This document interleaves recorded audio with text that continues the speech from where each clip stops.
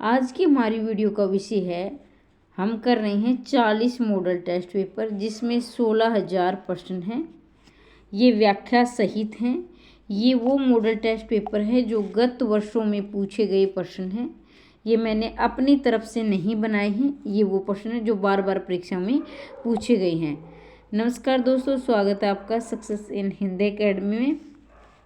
जैसा कि मैंने अभी आपको बताया कि 40 मॉडल टेस्ट पेपर कर रहे हैं जो प्रीवियस ईयर परीक्षा में पूछे गए हैं। 16,000 प्रश्न है, व्याख्या सहित करेंगे। और ये भी आपकी जानकारी के लिए बता दूं, ये टीजीटी, पीजीटी, नेट सभी परीक्षाओं के लिए महत्वपूर्ण है क्योंकि ये मिक्स प्रश्न है। ये मैंने स्पेशल ये नहीं, ये स्पेशल टीजीटी के लिए या पीजीटी के लिए, नेट असिस्टेंट प्रोफेसर के लिए। इससे आपका ये फ़ायदा होगा कि आपकी एक परीक्षा के साथ साथ आप काफ़ी परीक्षाओं की तैयारी करेंगे।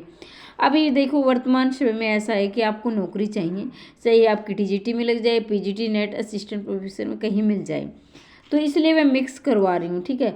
और किसी भी प्रश्न से संबंधित कोई डाउट हो तो कमेंट बॉक्स में अवश्य लिखें। आगे बढ़ते हैं। आगे बढ़ने से पहले चैनल को सब्सक्राइब कर दें और शेयर कर दें। निरंतर क्लास आपको निःशुल्क मिलती रहेंगी। 21वें ये वीडियो मैंने 5 पहले डाल दी हैं, जिसने नहीं देखी वो 5 वीडियो बाकी देख लेना। ये हमारी 6ठी वीडियो है। प्रगतिवादी काव्य के विषय में कौन सा कथन गलत है? तो मैं ये हमेशा बताती हूँ कि प्रश्न में क्यों पूछा क्या गया है उसे आप अंडरलाइन करेंगे। इससे हमारा 50% प्रश्न वहीं ठीक हो जाता है। तो यहाँ पूछा गया है कि 3 तो ठीक होंगे, 1 गलत होगा। तो गलत को हम अंडरलाइन कर लेंगे ताकि हमें ध्यान रहे कि प्रश्न में पूछा क्या गया है। इस पर द्वंद्वात्मक भौतिकवाद का प्रभाव है। इसमें शोषितों के प्रति सहानुभूति है। इसमें धार्मिक भावनाओं का विशेष आदर है। शोषणमूलक लोकतंत्र पर प्रहार किया गया है। 21वां प्रश्न आपकी स्क्रीन पर है। देखिए, मेरे उत्तर बताने से पहले आप उत्तर लगा लिया करो निशान, ताकि आप अपनी तैयारी खुद जांच सको कि हमारी कितनी तैयारी हो चुकी है, कितनी बाकी है। खुद का मूल्यांकन खुद कर सके। तो इसका आपका उत्तर रहेगा सी। धार्मिक भावनाओं का विशेष आदर इसमें गलत है, मतलब ये इसकी विशेषताएं नहीं है प्रकृतिवादी की।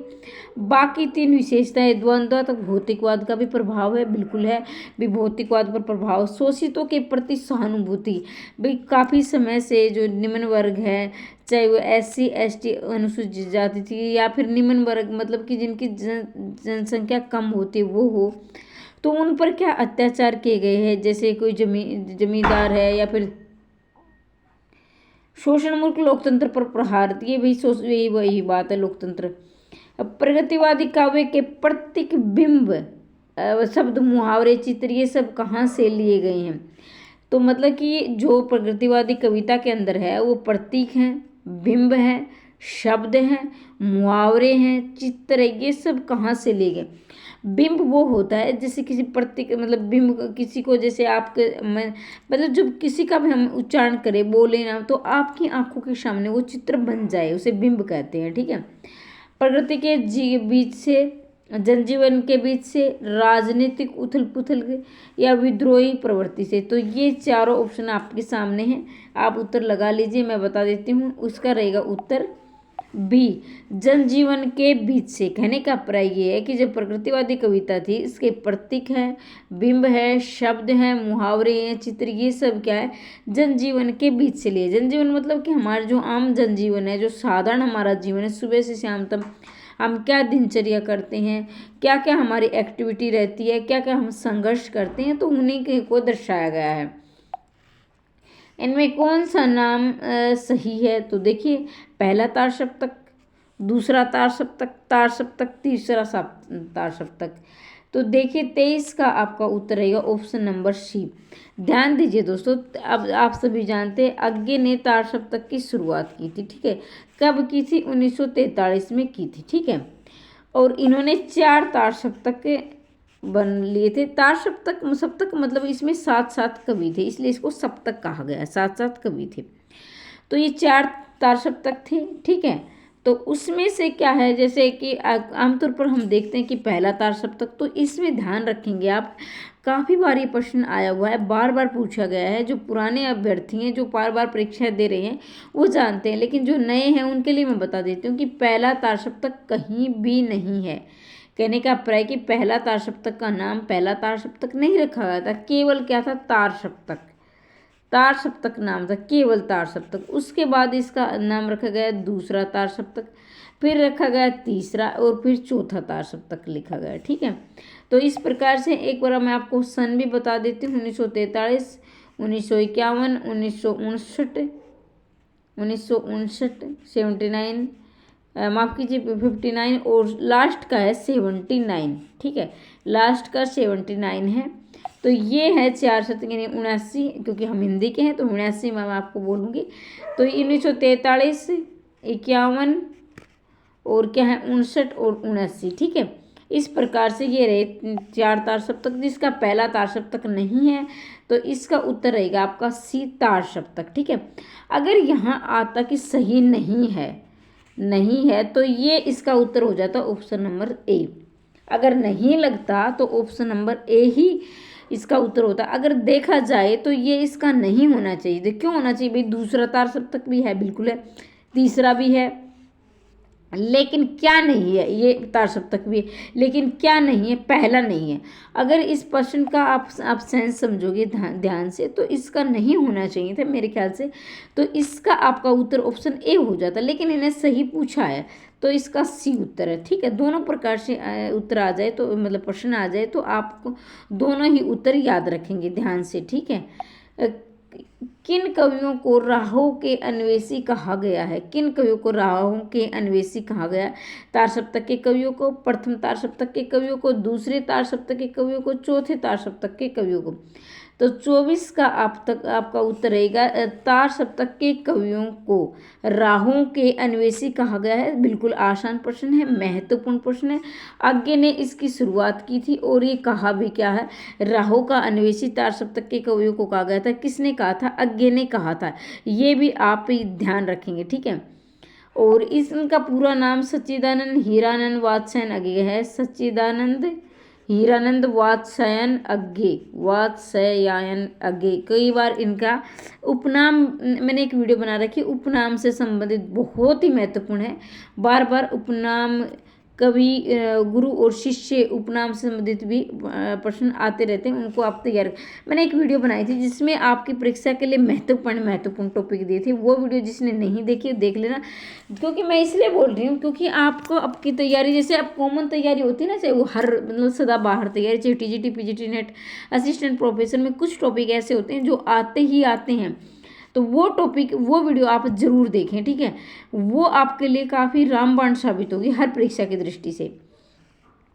अतिरेक तो पूर्णता की दृष्टि की तुष्टि करना कब रहा आसान, अतिरेकवादी पूर्णता की तुष्टि करना कब रहा आसान, मुक्तिबोध द्वारा किया गया कथन किस विशेष मन स्थिति का द्योतक है, असहायता का, भूखों के दुरागर से उत्पन्न ऐसा स्थिति, कभी पूरा न करने की लाचारी, राक्षसी वर्ती का सामना न कर पाने की चिंता, राक्षसी वर्ती का सामना न कर पाने की चिंता। तो इसमें आपका उत्तर रहेगा 25 का रहेगा बी, भूखों के दुराग्रह से उत्पन्न असहाय स्थिति, ये इसका उत्तर रहेगा। ठीक है, आगे बढ़ते हैं। प्रतिबद्ध कविता के जनक है, ये बार बार पूछा गया है, देखो मैंने निशान भी लगा रखी। जो महत्वपूर्ण, वैसे तो सारे ही महत्वपूर्ण प्रश्न है, लेकिन कोई विशेष महत्वपूर्ण है उनको ये निशान लगा मिले, मैं बार बार बोलने की आवश्यकता नहीं पड़े, ये निशान लगा मिले तो ये आप जरूर कर लेंगे। ठीक है, आगे बढ़ते हैं। तो इसका आपका उत्तर रहेगा श्याम परमार, अरुण कमल, प्रभाकर माची, ये पहले मैंने निशान लगा रखा है। परमानंद श्रीवास्तव, प्रतिबद्ध कविता के जनक परमानंद श्रीवास्तव। तो यहाँ देखिए पैसे प्रतिबद्ध, पैसे परमानंद श्रीवास्तव भी। या देखो भाई सभी तो वर्ण के साथ याद करना नहीं मुश्किल होता है, लेकिन कुछ ऐसे हैं जिनका मतलब हम फायदा उठा सकते हैं, वर्ण से वर्ण जोड़कर याद कर सकते हैं, तो वहाँ आप मत चूका करो। क्योंकि देखो भाई एक मेमोरी का भी एक भाग होता है, मतलब कि हम बहुत सारे भूलना भी जरूरी होता है, बहुत सारी चीज़ें हम भूल जाते हैं, क्योंकि ऐसी चीज़ें भी होती हैं जो भूलना जरूरी होता है, लेकिन कुछ ऐसी चीज़ें होती हैं जो हम भूलना जरूरी नहीं होता, ज़्यादा से ज़्यादा हम याद करें। जैसे हमारी पढ़ाई प्रश्न है तो उनके लिए आप ऐसा करें कि उनके लिए वर्ण ऐसे जोड़कर याद करें ताकि लंबे समय तक हम याद रख पाएं। निम्नलिखित में से कौन सा कवि अकविता आंदोलन से जुड़ा है, सुदामा पांडे, धूमिल, अशोक वाजपेयी, नरेश मेहता, सौमित्र मोहन सौमित्र मोहन ऐसे कवि हैं जो अकविता आंदोलन से जुड़े हुए हैं। क्या है? Soumitra Mohan. Option number D इसका उत्तर हो जाएगा। भाई वीडियो कितने मिनट की रखें कमेंट बॉक्स में अवश्य बताएं। आपकी सुविधा के अनुसार मैं वीडियो बनाऊंगी, लेकिन जब तक मैं गांव में हूं तब तक आपको छोटी वीडियो मिलेगी, क्योंकि यहाँ नेटवर्क की काफ़ी समस्या रहती है। बड़ी वीडियो अपलोड होने में दिक्कत आती है, काफ़ी दूर आना पड़ता है बड़ी वीडियो डालने के लिए। लेकिन फिर भी अब मैं 2-3 दिन के बाद गाँव से आ जाऊँगी, तो अब ज़रूर कमेंट बॉक्स में लिखिए कि आपको कितनी बड़ी वीडियो चाहिए, आधे घंटे की, 1 घंटे की, जैसे आप उचित समझे। हिंदू के रचनाकार हैं सियाराम शरण गुप्त, मैथिली शरण गुप्त, माखनलाल चतुर्वेदी, नरेश वर्मा। तो यहाँ आप देखेंगे 28 का ऑप्शन आपका इसका रहेगा बी, मैथिली शरण गुप्त। हिंदू के रचनाकार रहेंगे मैथिली शरण गुप्त। तो देखो भाई, मैथिली शरण गुप्त, अब जो हिंदू धर्म के जो लोग होते हैं वो क्या है कि अपने से बड़ों का यानी शरण में जाना पसंद करते हैं, जैसे कि बड़े बुजुर्ग हैं या फिर देवता हैं। हम बहुत धार्मिक विचारों के, और देखो धार्मिकता की एक ये भी पहचान होती है कि जब तक हम धर्म यानी भगवान में विश्वास रखते हैं, बहुत से बुरे कर्मों से बचे रहते हैं, क्योंकि ये काम करेंगे तो भगवान बुरा मान जाएगा, ऐसे हमारी क्या है सोच होती है। तो ऐसे ये नहीं कि मैं ये बता रही हूँ तो कुछ बातें कर रही हूँ, मतलब मैं हिंदू, मतलब आपके मन में जब हिंदू रचना पूछी जाए तो तुरंत मेरी बात ध्यान में आ जाए। हाँ शरण, कुछ मैडम ने ऐसा करके बताया कि हम किसी की शरण में जाएंगे तो क्या है, हम हिंदू धर्म के लोग इनसे शरण में जाना पसंद करते हैं, बड़े बुजुर्गों की, देवताओं की, तो इसलिए मैथिली शरण गुप्त हिंदू के रचनाकार रहेंगे। ठीक है। माखनलाल चतुर्वेदी को राष्ट्रीय कवि भी कहा गया है। एक राष्ट्रीय कवि, तो माफी चाहूंगी, राष्ट्रीय कवि कहा गया है राजाराम शास्त्री को। राष्ट्रीय कवि राजाराम शास्त्री, मतलब कि, और ये राष्ट्रीय आत्मा, एक भारतीय आत्मा कहा गया माखनलाल चतुर्वेदी को। ठीक है, भारतीय आत्मा माखनलाल चतुर्वेदी को कहा गया है भारतीय आत्मा, और राष्ट्रीय आत्मा कहा गया है राजाराम शास्त्री को। तो ये भी अंतर याद रखेंगे। भारतीय आत्मा आ जाए तो माखनलाल चतुर्वेदी रहेंगे, राष्ट्रीय आत्मा आ जाए तो राजाराम शास्त्री रहेंगे। ये काफ़ी बार प्रश्न आया हुआ है, ध्यान रखेंगे। स्कंदगुप्त में धातुसेन पर अनंत देवी के क्रुद्ध होने का कारण धातुसेन द्वारा खालिस्तान है, कुमारगुप्त से परिहास है, चाणक्य की नीतियों का व्यंग्य है, युद्धों का विरोध है, राज परिवार में षड्यंत्र का संकेत है। स्कंदगुप्त में धातुसेन पर अनंत देवी की क्रुद्ध होने का कारण क्या है? धातुसेन द्वारा। ये ऑप्शन आपके सामने, उत्तर आपको बताना है। इसमें आपका उत्तर रहेगा ऑप्शन नंबर डी, राज परिवार में षड्यंत्र का संकेत। यानी स्कंदगुप्त में धातुसेन पर अनंत देवी के क्रोध होने का कारण क्या है? धातुसेन द्वारा राज परिवार में षड्यंत्र का संकेत है। ठीक है, ये प्रश्न वही हल कर पाएगा जिसने गहराई से पढ़े हैं स्कंदगुप्त, चंद्रगुप्त, ये रचनाएं गहराई से जिसने पढ़ी है वो इसका उत्तर सही दे पाएंगे। ठीक है, भारतेंदु हरिश्चंद्र ने अपने जीवन किस नाटक में बड़ौदा के राजपुर गायकवाड़ का वर्णन किया है? भारत दुर्दशा, विष मौसम, नीलदेव वेदिक हिंसा ने बहुती। 30 का आपका उत्तर रहेगा ऑप्शन नंबर डी। यानी भारतेंदु हरिश्चंद्र ने अपने किस नाटक में, यानी विशेष विषमोत्तम नाटक में बड़ौदा के राज परिवार गायकवाड़ का वर्णन किया है। तो ये आपके यहाँ लगभग मैंने आज बहुत कम प्रश्न करवाए हैं, मैं मानती हूँ, लेकिन क्या है कारण ये है कि मैं बता रही हूँ कि मैं गांव आई हूँ, बड़ी वीडियो अपलोड नहीं होती है। आगे आपको बड़ी बड़ी वीडियो मिलेंगी, चैनल को सब्सक्राइब कर लेना, क्योंकि निरंतर हम 40 मॉडल टेस्ट पेपर कर रहे हैं। 16,000 प्रश्न करवाऊंगी, जिसमें से व्याख्या सहित करवाऊंगी। ठीक है, और निःशुल्क करवाऊंगी बिल्कुल। अगर आप नेट की तैयारी करना चाहते हैं तो नेट के लिए मैं आपके हस्तलिखित से नहीं, मैं अपने हाथों से लिखित हुए नोट्स बना रही हूँ। हो सकता है कि मैं कामयाब हो जाऊँ उस समय तक, तो मैं जल्दी ही आपके लिए नोट्स भी लेकर आऊँगी। अगर नेट की तैयारी कर रहे हैं, नहीं कर पाऊँगी तो आधे अधूरे जितने होंगे उतने करवा दूँगी। ठीक है, वैसे मेरी कोशिश यही है कि मैं कंप्लीट करवा दूं। अगर आप DGT PGT net assistant professor किसी भी परीक्षा की तैयारी कर रहे हैं तो चैनल को सब्सक्राइब कर दें और शेयर करते हैं।